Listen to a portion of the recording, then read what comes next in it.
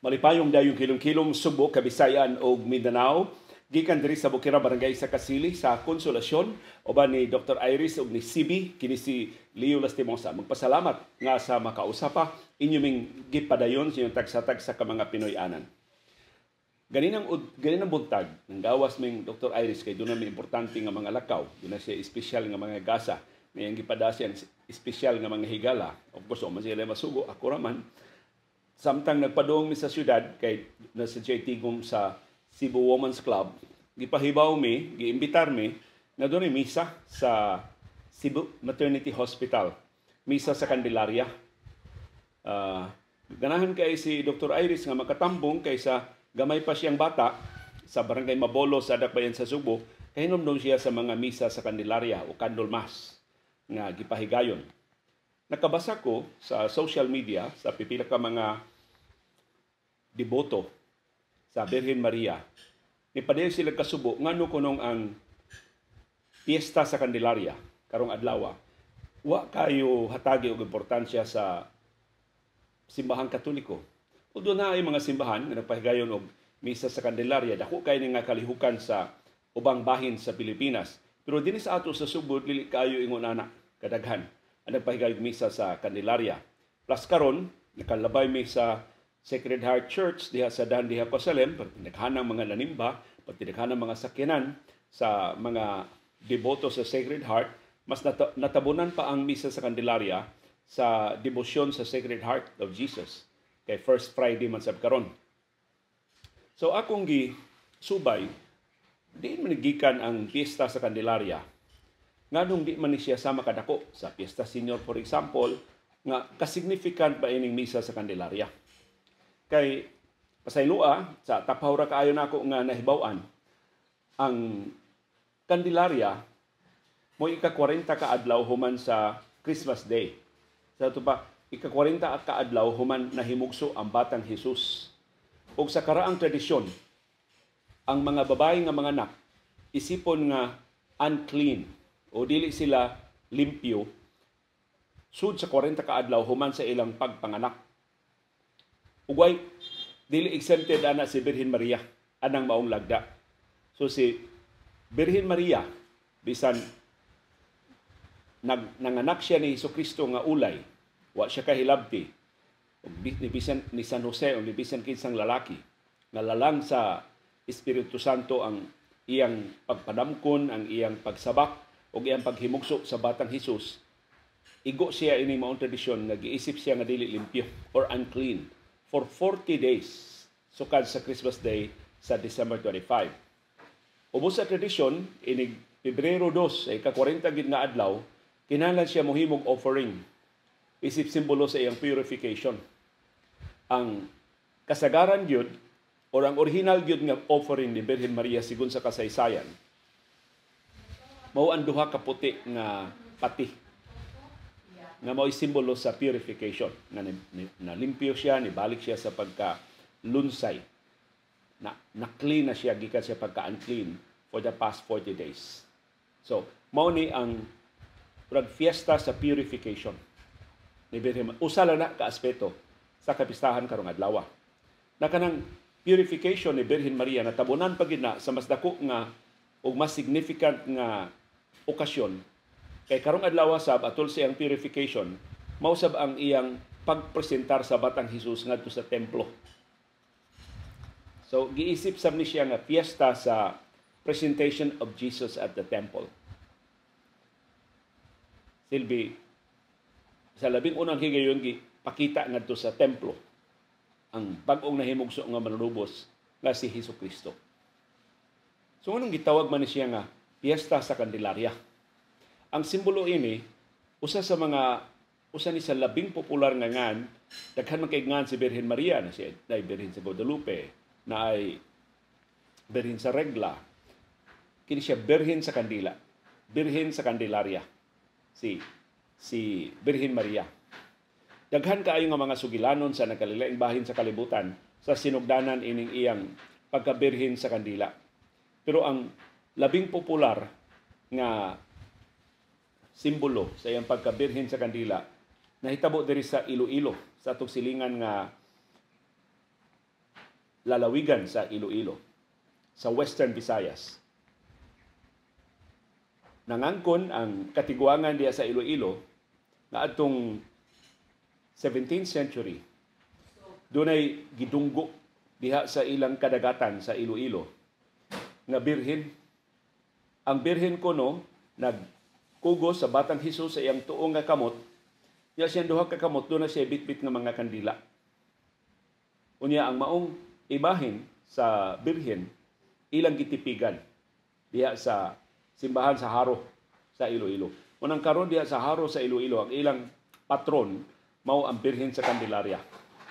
Ya dako kay garbo sa Subo nga sa unang pagduaw dinhi sa Pilipinas ni Pope John Paul II, nga karon Saint John Paul II na, iyang gibendisyonan ang imahen sa Birhen sa Candelaria. Unya kanang Haro na may nahimutangan sa imahen sa Birhen, mao nay natawhan, mao nay gigikanan sa daghan uyamot nato mga obispo sa Simbahang Katoliko. Diya gikan sa Haro, Iloilo si anhing Jaime Cardinal Sin, ang simbolo sa liderato sa Simbahang Katoliko sa EDSA People Power Revolution. Kay giangkon man, without Cardinal Sin, madugmok to ang rebellion nilang Juan Ponce Enrile ug ni Fidel Ramos. Kung wa patawgan ni Cardinal Sin ang mga Katoliko nga mo manalipod nila dito sa Campo Crame o sa Campo Aguinaldo, na may ligro to silang Ramos ug si Enrile in 1986 nga dugmukon sa puwersa sa diktadura ni Ferdinand Marcos Sr. Tungod sa kaisog ni Cardinal Sin, lahi sa mga kaparian sa Simbahang Katoliko karon nga labihan katalawan, labihan kahilumon, kadto si Cardinal Sin gamit sa Radio Veritas, ang radio station sa Simbahang Katoliko dinhi sa Pilipinas aron pag-auhag sa mga Katoliko sa Manila. Pag-auhag sa mga Katoliko sa kasilinganan ng mga lugar dito sa Luzon, atong paralipdan ang atong mga higala. Iyang gitawag nga atong mga higala, bisan kon mga berdugo sa martial law, kadto silang Juan Ponce Enrile o si Fidel Ramos. Human siya pasaligi nilang Enrile o ni Ramos na dili sila mo ilog sa gobyerno, si Cory Aquino. Ilang ilhon na may tinuod nga mananaog sa snap presidential elections. Ug mo'y angayan nga molingkod pagka-presidente sa Malacañang. Maura to'y rason. Nanon si Cardinal Sin may pinag-siyang hingpit na suporta nilang Ramos o ni Enrile. Tungod sa pasalig na si Cory Aquino maoy makapuli kung mapalagpot ang diktadura ni Ferdinand Marcos Sr. And the rest is history. So si Cardinal Sin mo'y usalang sa labing inila nga mga obispo nagikan sa Haro sa Iloilo. Daghan pa kay mga obispo na nagikan sa Haro, apil ng atong arsobispo sa Subo, si Archbishop Jose Palma, diha maordinahi pagkapari sa Haro sa Iloilo. So symbolic kaayo kanang pagka himong Pinoyanan sa Haro Iloilo sa daghan kay mga haligi sa Simbahang Katoliko ug sa iyang pagka-Pinoyanan ining Birhen sa Candelaria. Usa sa mga ngan sa atong daghan kay mga ngan sa atong Birhen Maria. Of course na ilungsod sa Candelaria sa Quezon nga karong adlaw hilabihan mo ilabing espesyal nila nga adlaw. Ang prosesyon sa kandila, ang mga sayaw-sayaw nga relihiyoso pagbalaan ni Birhen Maria sa iyang purification karong adlaw mao timan ang tibok adlaw sa lungsod sa Candelaria sa Quezon. Sa tibok Pilipinas ginganlan na siya og Candelaria, mao ni karong adlaw ang ilang espesyal nga adlaw sa pagbalaan ni Birhen Maria atol sa iyang purification. 40 ka adlaw human siya nanganak sa batang Hesus niadtong Disyembre 25. So officially, ang Candelaria mao say motak-ob sa Pasko. So daghan kayong mahibong, human namang Pasko, ngano na pa may mga dayan-dayan sa pipila ka mga panimay, hasta sa pipila ka mga simbahan. Human naman bagong tuig, nganong na pa manggihapon mga dayan-dayan. Human naman ang Three Kings, nganong na pa manggihapon ng mga dayan-dayan. Maybe nagpaabot sa Chinese New Year, dili nagpaabot sa Pebrero 2. Kaysa una ding panahon sa ato pang katiguangan, inig Pebrero 2 pa hipuson ang mga bilin. Inig Pebrero 2 pa hipuson ang mga dayan-dayan sa Pasko. After Pebrero 2. After sa kapistahan sa Candelaria. after sa purification ni Birhen Maria, after sa presentation sa Batang Hesus ngadto sa templo. Mao na significance sa Pebrero 2 sa karaang panahon. Pero karon wa na kaayo. Wa kay na siya mabantog na, wa na kay na siya mailhi, wa na kay na siya mahibawi, wa na kay masabti. Unsa kay importante ang kapistahan sa Candelaria. Laing sugilanon sa atong katiguangan, gitawag ni siya og Candelaria ug usa sa mga rituals sa karaan nga piyesta sa Candelaria mao ang pagpabindita sa mga kandila. Sumura kuno ni siya og bindita sa lukay. Kanang Palm Sunday sa unang adlaw sa Semana Santa, magdaman tag mga lukay ngadto sa simbahan. Unya atol sa misa, bendisyonan sa pari atong mga lukay. Unya ang atong mga lukay atong ibutang sa atong mga pultahan, ibutang nato sa importante nga mga bahin sa atong panimay, pagsimbolo sa divine protection sa atong mga panimay. Na mga lukay maoy mubantay, moapil og bantay sa atong mga panimay, muhimong balaanon sa atong mga panimay gikan sa mga tentasyon sa dili maayo nga mga espiritu. So mao nay bindita sa lukay. Pero kaning Candelaria mausab sa karaang panahon, ambot karon duna pa bay mga simbahan nga naghimong ini, ang mga manimba karong adlaw, Pebrero 2, magdao mga kandila. Unya, atol sa misa, binditahan sa pari ang mga kandila nga ilang daa. Unya, human sa bendisyon sa pari, mamauli sila human sa misa, ang kandila mo ilang gamiton sa the rest of the year. Believing nga katong gibendisyonan nga mga kandila, makatabang to sa pagpalipod sa ilang mga Pinoyanan gikan sa mga dili maayo nga mga binuhatan, dili maayo nga mga hulga, dili maayo nga mga espiritu. Ang laing simbolo ining kandila nagsimbolo ni Hesus Kristo. Na si Hesus Kristo sa iyang pagkakatao, 40 ka adlaw ang nilabay, kapid-an na katuig ang niagi sa atong kasaysayan, mao ang tinuod nga kandila sa kalibutan. Siya ang tinuod nga suga sa kalibutan. Sa iyang pagkakatao, siya nanubos nato gikan sa mga nga panulundon. Siya mao'y nigiya nato ngadto sa kaluwasan. Siya mao'y nitudlo nato sa mga pagtulunan unsaon sa pagsunod ang mga lagda sa iyang amahan. So si Jesus isip kahayag sa kalibutan, light of the world. Mao'y girepresentahan sa kandila. Pero ang labing gamhanan gyud simbolo sa piyesta sa Candelaria mao ang imahe ni Birhen Maria nga dako kayo ang iyang imahin, unya nagbitbit og dako kayo nga kandila. So mao na ang asoy sa ato mga katiguangan sa significance sa kapistahan sa Candelaria. Kahinomnom ko dunay pipila ka mga pari nga nilambigit aning Candelaria sa sinulog. Nga doon ako pipila ka mga simbahan diya sa Iloilo nga duha ang ilang murag ati-atihan ba o dinagyang, murag dinagyang man na sa Iloilo, no? Di ko kasiguro. Pero kana ko ng street dancing, mo na gitawag nila og dinagyang. Pero nasa kuno'y sayaw sud sa simbahan, gitawag na nila og Candelaria. Maulain sa na sila nga interpretation sa Candelaria. So, ang solemne kuno nga sinulog, murag ang solemne nga sayaw-sayaw, mao ang Candelaria.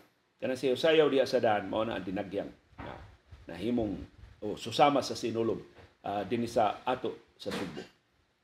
Sumunang karong hapon, mangutana mi ninyo, unsa ba inyong nadunggan sa inyong mga katiguangan mahitungod sa Candelaria? Iunsa man sa ninyo pagtimaan ang Candelaria sa mga gagmay pa mga bata? Doon na ba mo mahinumduman na espesyal nga mga okasyon sa Candelaria? Kasi ari sa kahinumdum siya gitawag ni Candle Mass. Sa ubang kanasuran, gitawag sa ni og Candle Mass. Kay nasentro man sa kandila ang mga santos nga misa, ang mga basahon karon sa Biblia sa mga sa mga santos nga misa, mao ang presentation of the child Jesus at the temple. O si Jesus mao lagi ang kandila na nag-iwag sa tibuok kalibutan. Na kung buto una-unaon, ka-powerful, no? Ikumpara ba sa lukay? So karon natabunan hinon sa lukay ang kandila.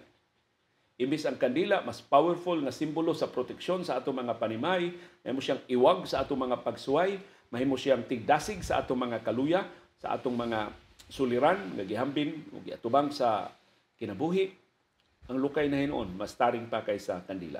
So doon ay rason ang pipila ka mga deboto sa Birhen Maria nga masubo nganong wa hatagi kung anak kadako ka importansya sa kadakuan sa simbahang Katoliko ang piyesta sa Candelaria karong adlaw kaysa uban nga mga importanteng kapistahan sa simbahang Katoliko. Now of course, dili angayan mag-compete ang mga holidays. Dili angayan mag-compete ang mga santo nga mas gamhanan si Senior Santo Niño kaysa Birhen sa Guadalupe. Ari ko magdebosyon aning santuha kay ngilngi kini santuha gamay ra pangaji ihatag dayon ang mga pangaji kini gyud akong santo. Kay di ko kinahanglan mangaji. Siya ray mo basa sa kung una-una unsay akong gikinahanglan ihatag dayon niya. Dili na healthy nga magkuntisay na hinon kinsay santo kinsay Birhen. Si Birhen Maria ra mangguna na nagkalilain na mangguna nga mga nga ni Birhen Maria dili man nagamhanan si Birhen Maria sa iningana kaysa adtong pikas lain niya ngangan. So wa di magpasabot nga ang Birhen sa Candelaria mas gamhanan ni kaysa Birhen sa Guadalupe. Si Birhen Maria ra manggunitan. Pero tungod sa gamhanan ni Birhen Maria, tungod sa atong ka-dependent sa atong pagpangaliya ni Birhen Maria, sa atong pagpangilaban niya nga iya tang labanan ngadto sa iyang balaanong anak ug ngadto sa Dios Amahan na si CB. What happened? So manita mo si CB girl. Nagkakaon ni si CB og manok Bisaya ni classmate Yul mo naman kang nagtikuka sim. Okay ra ka? Sa iluwa si CB ha. Ora og naay kuan naay sidok lang to sim. So kining ato pag-highlight sa kahulugan sa Pebrero 2 isip kapistahan sa Candelaria, kapistahan sa mga kandila. Wa ni mag-small sa uban nga mga holidays. Kuan lang ni, pagpahinumdum ba lang nato nga sa nangaging katuigan, sa gagmay patang mga bata, sa panahon pa sa atong mga katiguangan, doon na ning maong dako nga kapistahan sa atong simbahan. Ug ka significant ini mo ang kapistahan nga nasentro sa mga kandila ug nasentro sa purification ni Birhen Maria. 40 ka adlaw human siya paghimugso ni Hesukristo kano siya giisip siya nga unclean. Ug mausab ni ang kapistahan sa pagtimaan sa presentation ni Hesukristo sa batang Hesus ngadto sa templo. Unsa inyong mga nahinumduman sa Candelaria, unsa inyong mga espesyal nga mga handumanas, mga kandila sa ato pang pagkabata. Kini ang among background ni CB namin mga kandila dari sa among Pinoy-anan, kini mga kandilaa sa mga ginikanan pa ni Dr. Iris nga iyang napanunod nila og iyang gibutang diri sa among mga Pinoy-anan. Ang mga kandila karon murag ang kandila giisip na nato nga hulga, no? Kandila nga dili mapawong mo resulta sa sunog sa mga Pinoy-anan. Mura og dili ningon na naka-espesyal ang mga kandila sa atong tagsa-tagsa ka mga kinabuhi. Pero usa sa mga nindot kay pagtulunan sa kandila nga ako nakatunan gikan ni Monsignor Achilles Dakay. Kay kanas Monsignor Achilles Dakay, dawa pa siya mahimong tigpamaba sa RGCC sa Subo. Siya among kapilyan, siya among chaplain sa kapilya diya sa Alubim Kuntu Welfare Center, kanang headquarters sa Associated Labor Union sa Pier 1 sa Tacbayan sa Subo. Kanang nahimutangan karon sa Mariners Court, mauna diya napamangyan hantod karon ang kapilya na si Monsignor Achilles Dakay mo among chaplain. O si Monsignor Dakay broadcaster sa doon na siya nindot kay programa sa una sa DYLA katong Third Power, Braso Tercero. Naghisgot sa labor, naghisgot sa divine gifts sa labor o sa ubang mga attributes sa kusog pamuo. Daghan kay ito siya mga diskusyon mahitungod sa nakalilain nga mga issues. Usa sa ko nakatuna niya. Sirek ako siyang na-interview nga kana bitaw unsa man kadtubang daghan kayong mga insidente sa una nga mga kandila mo hinungdan sa sunog. So doon na nato yung mga auhag sa kamumbiruhan. Ayaw na magdagkot ang kandila. Ayaw na mo gamit ang kandila des inyo mga panimay. Ayaw na magdagkot ang kandila sa mga minteryo. Kaya may mga minteryo at nga nangasunog. Kay nabiyaan ang mga kandila. Ito akong gi-interview sa Monsignor Dakay. Commons, kung sa manimons nga mga kandila, mura man kono o goan, kining fire hazard na hinoon. Ingon siya, yes, kung imong pasagdan ng kandila, mahimo ginang hulga sa sunog, pero hinaot, sa di pa tamudagkot ang kandila, kahibaw tag unsay simbolo, unsay kahulugan sa itong pagdagkot sa kandila. Siya ikaw, kahibaw ka. Unsay kahulugan sa pagdagkot ang kandila.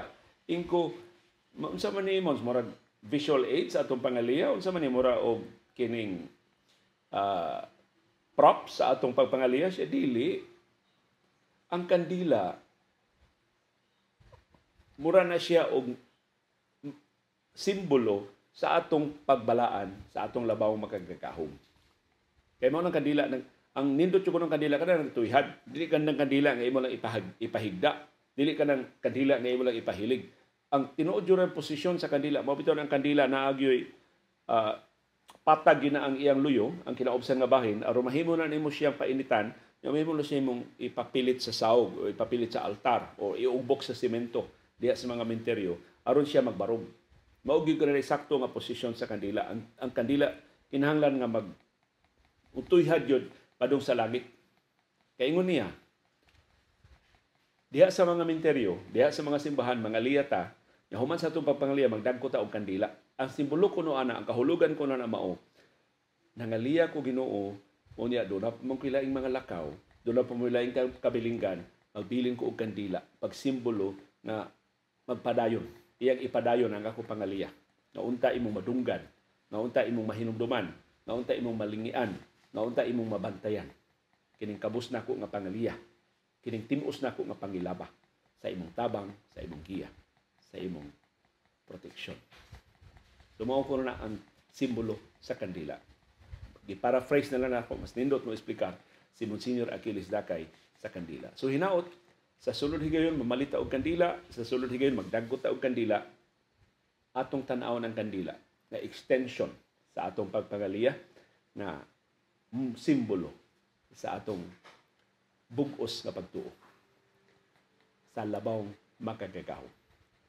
Sumalipayong piyesta sa Candelaria kanatong tanan sa mga nahinumdom o sa mga wa mahinumdom. Para nako, ang paglingi sa kagahapon mao gyud labing importanteng gibuhaton sa atong henerasyon. Kay pinagila sa paglingi pagbalik sa atong kaagi nga atong matultulan ang atong maabtan ang atong mga destinasyon. Kay pinagi sa paglingi sa kagahapon, daghang kay tag makatunan nga mga pagtulunan, daghang kay tag masabtan nga mga kahulugan sa nakalilain nga mga ritual sa atong pagtuo o sa atong tagsa-tagsa ka mga kinabuhi. Uban ni Dr. Iris og ni CB diri sa Bukirang Barangay sa Kasili sa Konsolasyon, kini si Leo Lastimosa. Magpasalamat sa inyong parayon nga pagsubay, pagsalig, pagsunod ug pagpaminaw sa atong panahom dayong kilom-kilom. Salamat CB girl.